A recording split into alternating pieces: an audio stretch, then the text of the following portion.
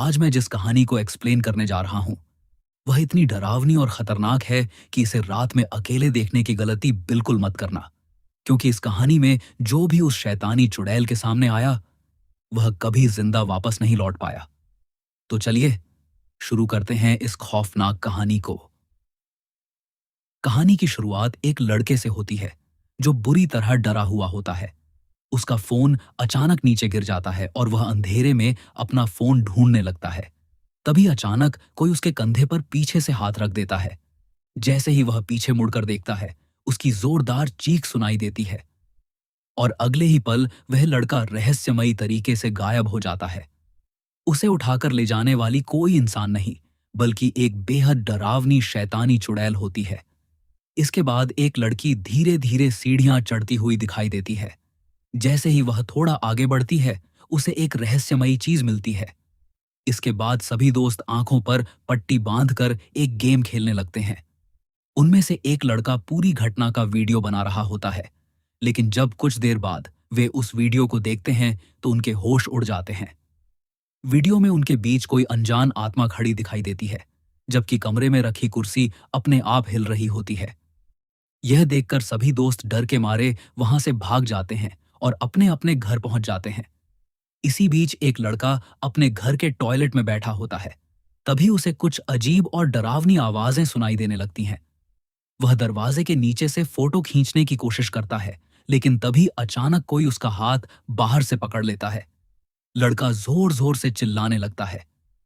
जैसे ही वह बाहर निकलकर देखता है, घर का सारा सामान अपने आप हिलने लगता है। डरते डरते वह धीरे धीरे एक बाल्टी के पास जाता है। पहले तो उसमें कुछ नहीं दिखाई देता, लेकिन अगले ही पल सारे बाल्टी के अंदर से खून से लथपथ एक हाथ बाहर निकलता है और उस लड़के को बाल्टी के अंदर खींच लेता है। इसके बाद जब एक लड़की हाथ धो रही होती है, तो उसके पीछे वही लड़का अब एक डरावने जॉम्बी के रूप में खड़ा होता है। वह अचानक लड़की की तरफ बढ़ने लगता है। लड़की घबरा कर भागती है, लेकिन भागते भागते गिर जाती है। डर के मारे वह एक कोने में जाकर बैठ जाती है। तभी वह जॉम्बी फिर से उसके सामने दिखाई देता है और इस बार लड़की पूरी तरह कांपने लगती है। वह दोबारा भागने की कोशिश करती है, लेकिन फिर से गिर जाती है और जोर से चीखने लगती है। इसके बाद वही लड़की सीढ़ियों से ऊपर जाती है।